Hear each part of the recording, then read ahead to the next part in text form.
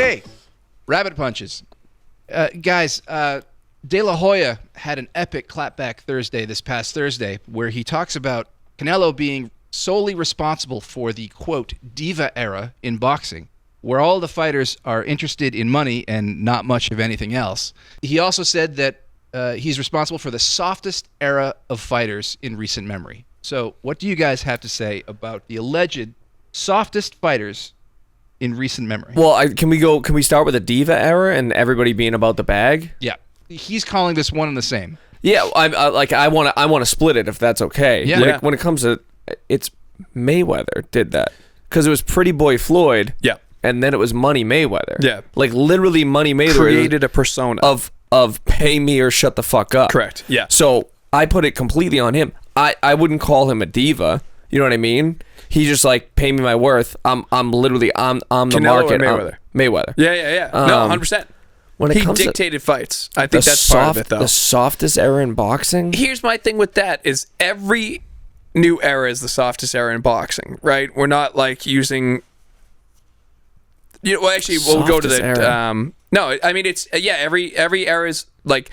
The abilities and stuff increase, but it's not like, Bob Fitzsimmons and shit and Jim Jeffries, or Jack Dempsey where he's putting like meat tenderizer on his face. So I guess, yeah, they are, I mean, what easy times or soft makes for soft men, shit like that. I get it. But I wouldn't call it like Canelo a bitch, and I don't think it's like a soft. So like, I don't know, like I think of like the 2000s, 2010s of like the heavier classes. I think of like David Hay with like a stub toe, like maybe like turf toe or something like that. That's right. Like yeah, exactly. That's soft as shit. That goes back to my theory, the Eric Kelly cosign theory, where I just think British fighters in general are a little bit soft. The diva thing, I don't know. Like if you look at Canelo, like Canelo fought Floyd when he was young.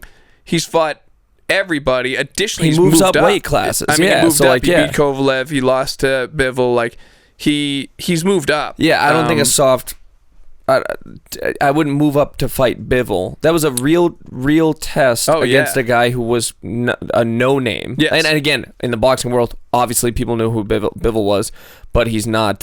He's definitely not Skull. Like so, like that's fair. There's also a point in everybody's career where you're allowed to kind of coast on your legacy and start making some money. You either take, exactly, or you take a risky fight and end it. You know what I mean? And call it a career. Yeah. Which Canelo's not there yet. But they're not, like, it's not like, and I look at, like, record patterns like Julio Cesar Chavez. Sure. And I wouldn't call him soft, but, like, you have, like, 89 fights against who? And, like, you know Tijuana cab drivers. Yeah, so it's like, I don't know. Like, Canelo didn't take that path. No. He fought, Cotto's brother fucking... Remember, he stung him fucking bad. Yeah, it was his American debut, actually. Yeah. But, Canelo... I mean, listen, De La Hoya, at this stage in his career, I guess you'd call it, is just kind of like a mudslinger, kind of like shit stirrer. And he's supposed to. Like, that's how kind of how he makes fights. You know what? Like, he presents as just like fucking...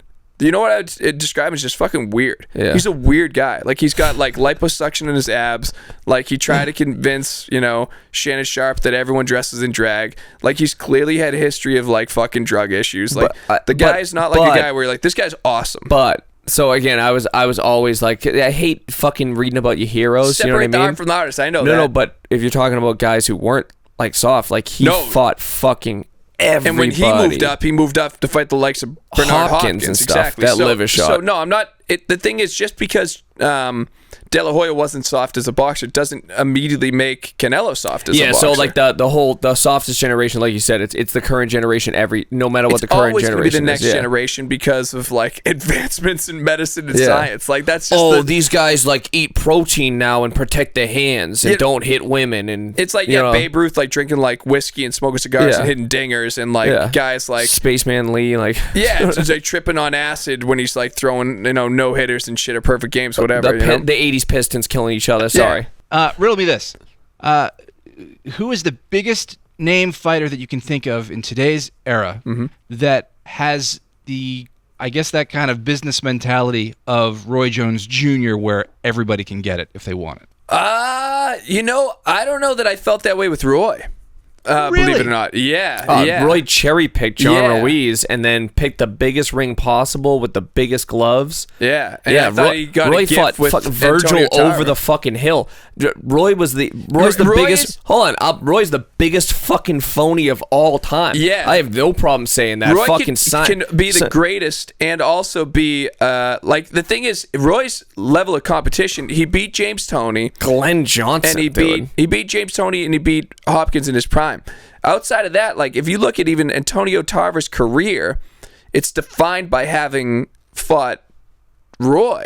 I mean, really, dude. Like, if Roy, I know this is gonna get shredded because Roy is like untouchable in boxing circles. But he definitely wasn't an anytime anywhere guy. No, he never. Mayorga was an anytime anywhere Correct. guy. Yeah, guys. Yeah.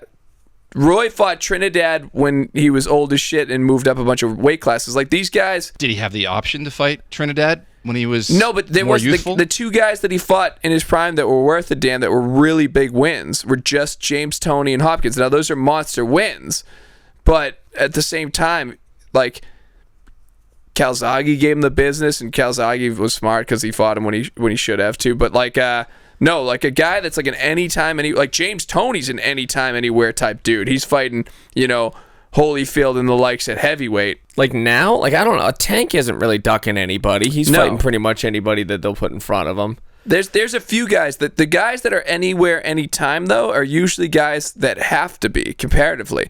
Roy, it wasn't really. I don't mean to shit on Roy either because he was. I mean, a once in a lifetime. Presence, and when he fought, he showed out. But yeah, because people pick apart the fucking me calling fucking Roy a phony, but like when it comes to that specific aspect, he was a phenomenal fighter, a remarkable athlete, an all-time his talent. His reaction speed was second to none. But like he picked his fights. But all the guys that are in that position pick their fights. Roy picks his fights. Ray Leonard picks his fights. I feel like Fury fights pretty much like he fought Ngannou. There was no upside Fury really never for fought him. AJ though, and Yeah, again that's that fair. might be promotional, whatever. But like, think of Riddick Bowe threw out his belt to avoid fighting Lennox Lewis. Yeah. Like Bowe was a motherfucker, and he didn't fight Lennox Lewis, and it's because they kind of were in the driver's seat. So as far as anytime, anywhere guys, it's always the guys that like John Ruiz gets shit on, and it had nowhere near the type of career that Roy had, but he really was more of an anytime, anywhere type dude. Was Pacquiao a anytime, anywhere guy? yeah. Yes, I mean Pacquiao moved up 78 weight classes. Yeah, but I always. Yeah, I think he might have had some, He might have been on some Yeah. specific vitamins that allow you to Yeah. jump up 38 weight classes. But talk about he fought like, everybody. I mean, he fought everyone from Eric Morales all the way up to who's the big fuck? He just the kid from Florida, Keith Thurman. Keith Thurman's a huge ass guy. And dropped his ass. But I'll give you and again, the whole conversation comes full circle. What's Pacquiao most remembered for? Not being able to fight Roy in his prime. Mayweather, you mean? Sorry, that's Yeah. not sorry. 6 and 1/2 dozen the other. Yeah. No. Not being able to fight Mayweather in his prime. That fight And I took think- like years and years to negotiate because Floyd's the one's like, hey, I'm the one who's gonna have the checks written to me. Pacquiao wasn't anytime, anywhere type dude. I mean, look at everyone he fought. It's insane. It's really insane, especially size wise. That's the closest we got. Yeah. Anytime, anywhere. I think it's a great example. Yeah. Actually, he Pacquiao. might be the best, dude. Mayorga, Mayorga is just like a crazy human being, though. yeah, but I mean.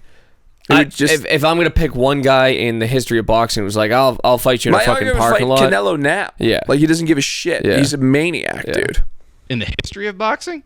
I can't think of a guy who's In more modern era, he's yeah, up but there. so Robinson. I mean, probably the greatest of all Robinson- time. But like that, every guy fought 3 times a day. Yeah, exactly. Back then, Yeah, so like exactly. they would change their name in a night so they could fight twice. So like that, I guess I'm talking about more modern, like 1960s to now. I can't think of a guy. Another great one actually. Is Roberto Duran, because I mean Roberto Duran is known for his fights at middleweight.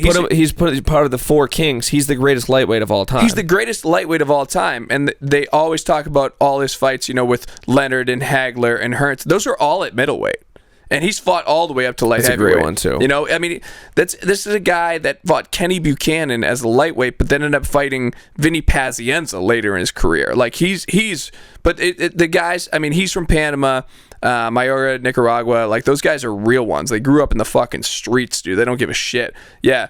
He's another great example. If you realize there's nothing international about the International House of Pancakes, like and subscribe to the Toe to Toe Fight Show.